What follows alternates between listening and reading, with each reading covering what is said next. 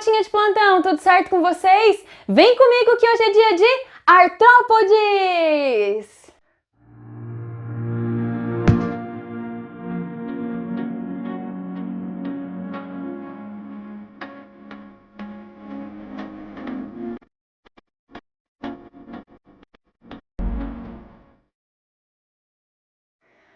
Galera, vamos falar hoje sobre o filo do reino animal mais biodiverso, com o maior número de espécies. Só para vocês terem noção, só os insetos têm mais de 900 mil espécies descritas e os insetos é apenas um grupo do filo dos artrópodes. Gente, artrópode por quê? Artro vem de articulações e podes vem de patas. Esses animais são triblásticos, protostômios, celomádulos, neuromiários, mas as novidades evolutivas é o fato de que eles possuem patas articuladas. Isso deu a eles um movimento eficiente e conquista o ambiente terrestre. Mas a conquista ao ambiente terrestre deve-se não apenas ao surgimento de patas articuladas, mas ao fato de eles possuírem um esqueleto por fora do corpo deles, chamado de exoesqueleto. Esse exoesqueleto quitinoso, feito de um polissacarídeo, um carboidrato chamado de quitina, permitiu com que eles tivessem maior sustentação do seu corpo e que eles fossem protegidos contra a desidratação do meio. Eu encontro artrópodes em tudo quanto é lugar. Quem são os artrópodes? São os insetos, são as aranhas, lagostas, camarão, siri, caranguejo, piolho de cobra, tatuzinho de jardim. É uma imensidão aí de espécies, que fazem parte desse grupo aqui.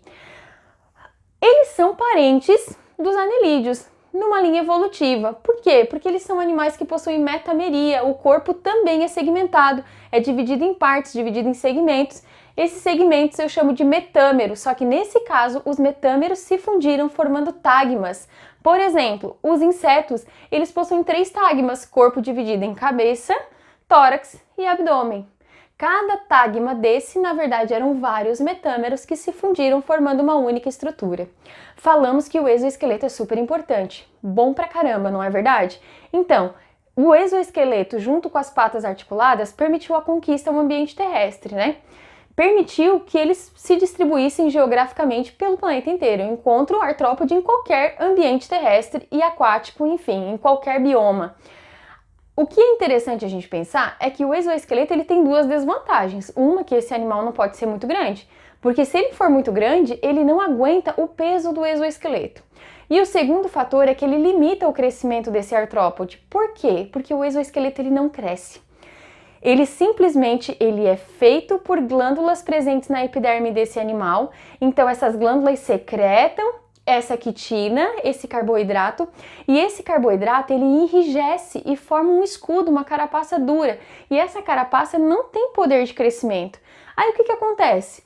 O artrópode, vou dar o exemplo do inseto, o inseto fica ali, fica protegido, mas ele fica ali sem potencial de crescimento, só que chega um momento que esse exoesqueleto ele se rompe.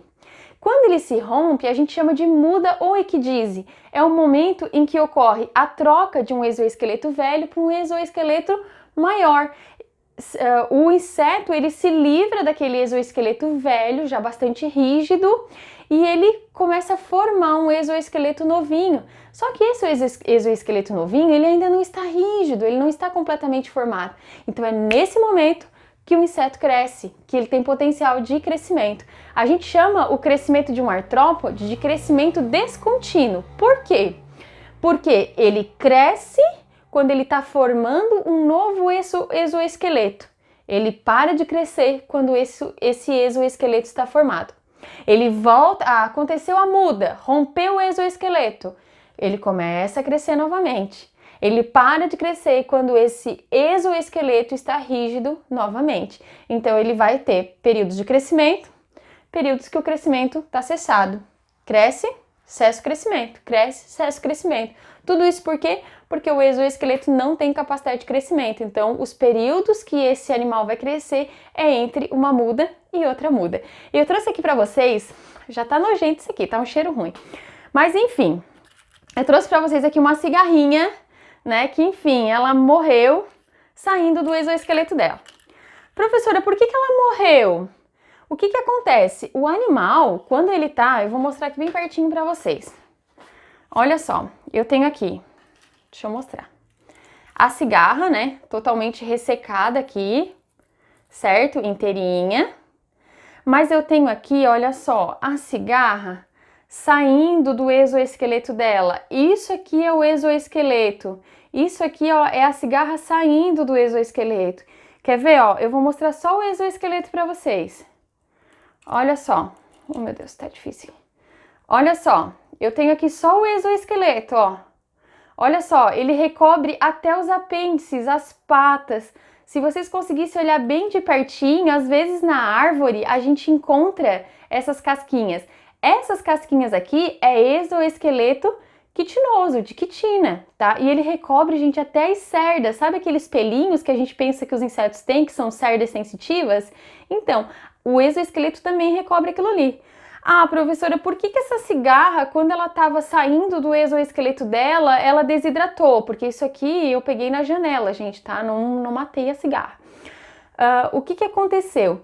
Quando ele está saindo do exoesqueleto dele, ele fica desprotegido, ele fica vulnerável, ele fica mais fácil ao ressecamento. Então é bem comum a gente encontrar insetos saindo do exoesqueleto, né, que acabaram morrendo por falta de proteção. Massa, né, gente? Muito massa. Adorei. Mas vamos lá, vamos voltar à seriedade. Gente, olha só. Falamos sobre artrópodes, invertebrados que possuem patas articuladas, metameria, na forma de tagmas, que possuem exoesqueleto quitinoso, que não tem poder de crescimento. Então, esse animal, ao longo do desenvolvimento dele, ele passa por mudas por ecdise. Quem são as classes? Vamos lá! Insetos, aracnídeos, crustáceos, diplópodes e quilópodes. São 5 classes. A sistemática acha que eles já são tão diversos que acredita-se que eles tenham que ter subfilos. Que subfilos seriam esses? O Quelicerato, onde eu teria os aracnídeos, né? Os crustáceos, onde teriam os crustáceos, e o Urinâmia, onde teria os insetos junto com os diplópodes e quilópodes, né? Porque eles têm uma estrutura fisiológica muito parecida. Não que o corpo deles seja parecido, mas a estrutura fisiológica é muito semelhante. Eles têm todas essas semelhanças que eu falei para vocês, mas eles têm particularidades, então vamos falar de cada um deles, ok? Vamos começar por aracnídeos. Gente, o aracnídeo, ele tem aqui o corpo dividido em 2 partes, 2 tagmas, cefalotórax, que é como se a cabeça tivesse fundida ao tórax, e um abdômen.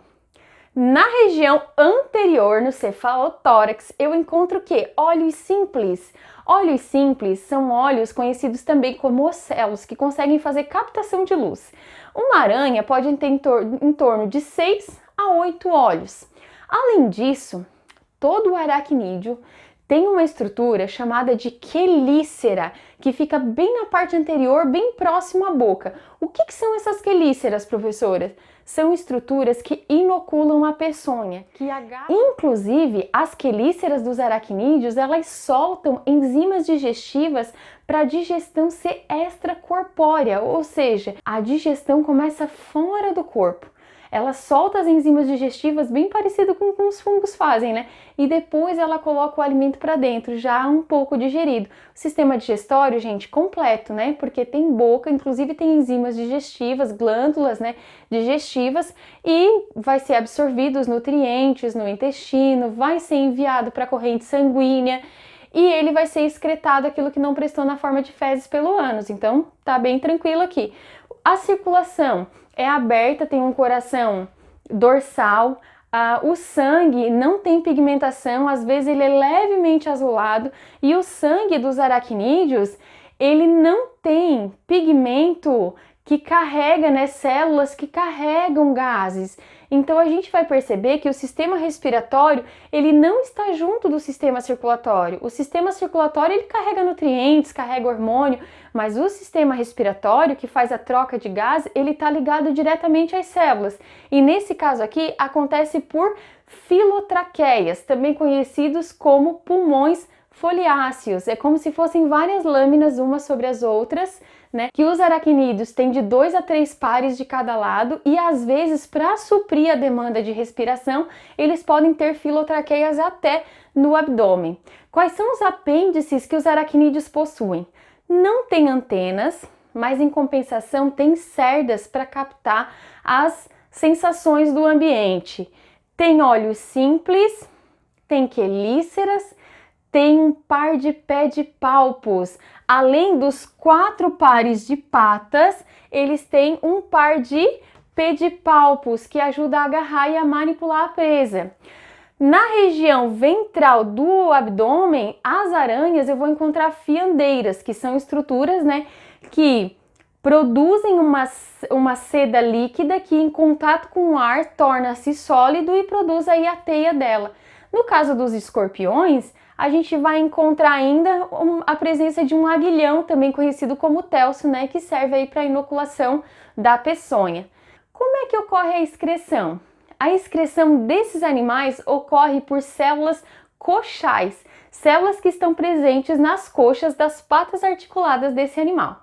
Vamos falar um pouquinho sobre os crustáceos. Quem são os crustáceos? Camarão, lagosta, caranguejo, siri, tatuzinho de jardim, né? A maioria deles é aquático, a maioria deles é marinho, só porque eu também encontro esses animais em água doce e tem aí o representante que é o tatuzinho de jardim, que ele é um representante terrestre.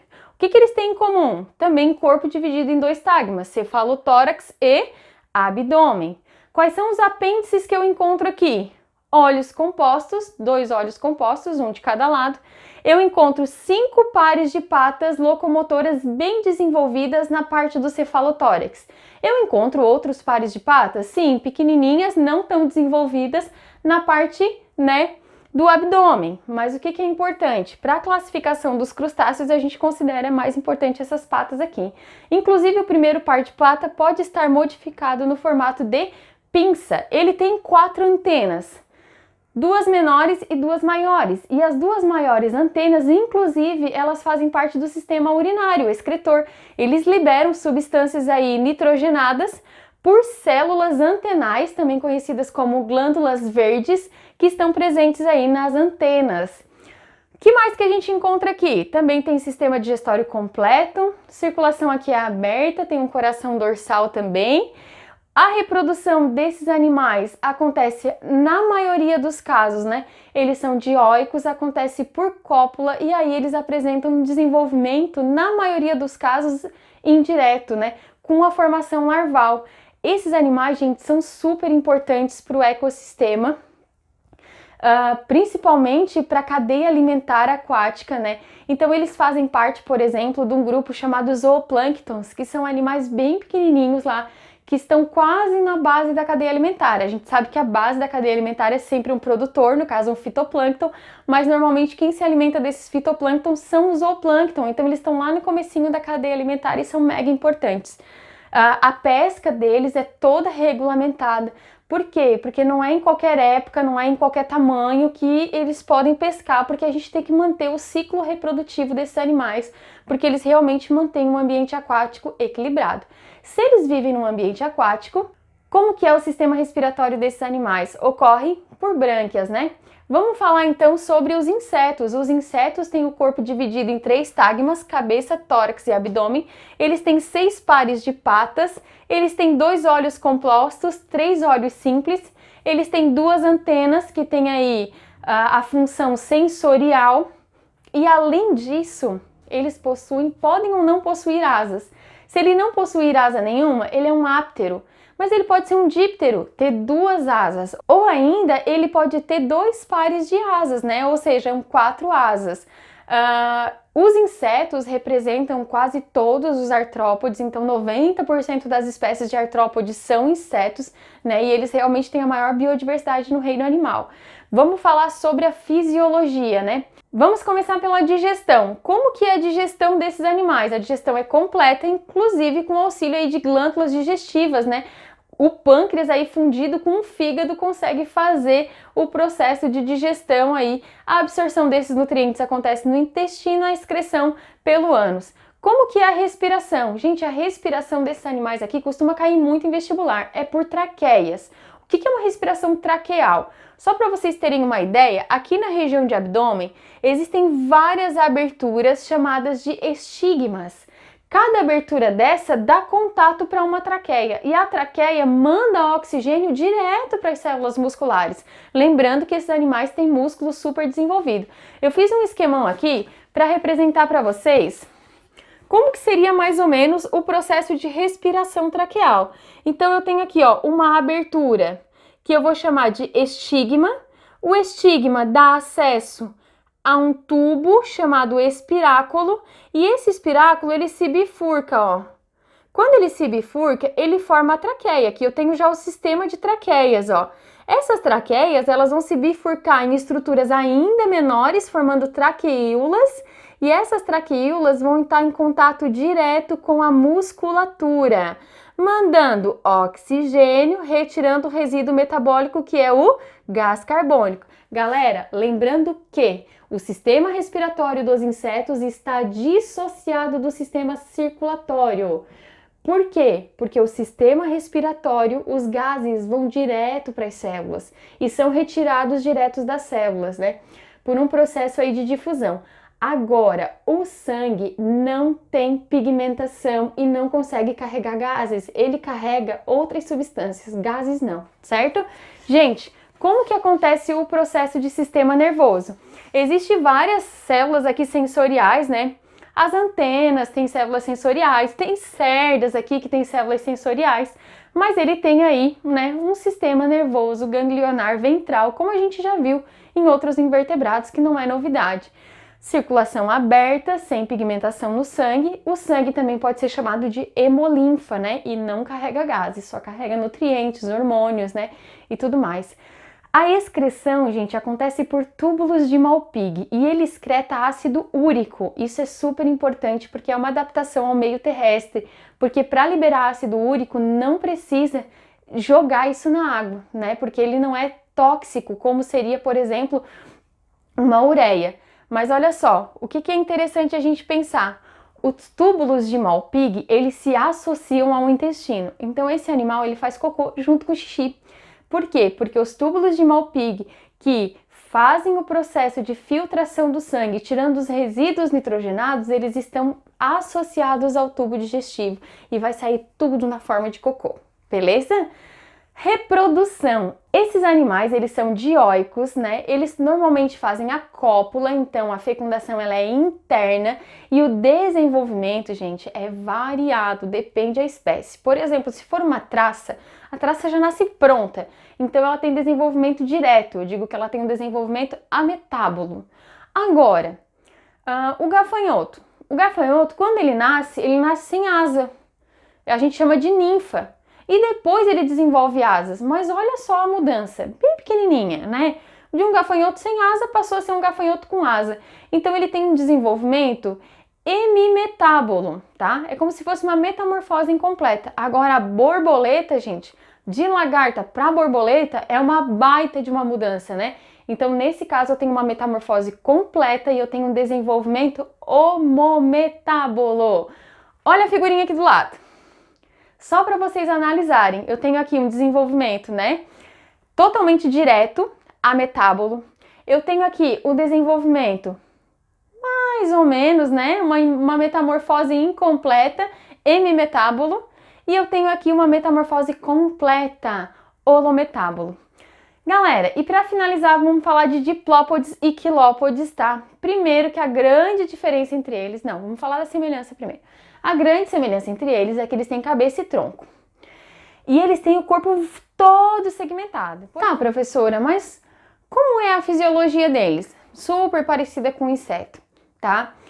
Digestão completa, com glândulas digestivas, respiração traqueal, excreção por túbulos de Malpighi, circulação aberta, né, e sem pigmentação no sangue. E na reprodução, a gente percebe que eles são dioicos, que eles fazem fecundação interna, né, que tem um movimento de cópula ali. A maioria deles não tem estágio larval, mas a gente encontra também representantes que fazem, né, desenvolvimento indireto. Então, a fisiologia deles é muito parecida com a dos insetos.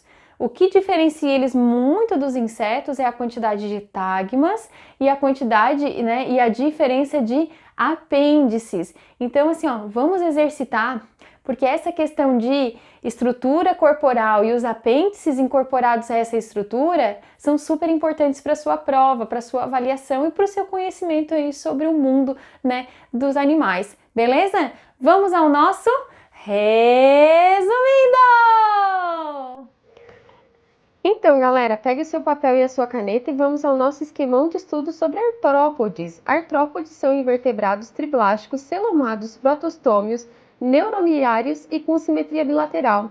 Possui metameria em forma de tagmas, patas articuladas e exoesqueleto quitinoso, que serve para proteção contra a desidratação e limita o crescimento, por isso que eles sofrem muda dizem.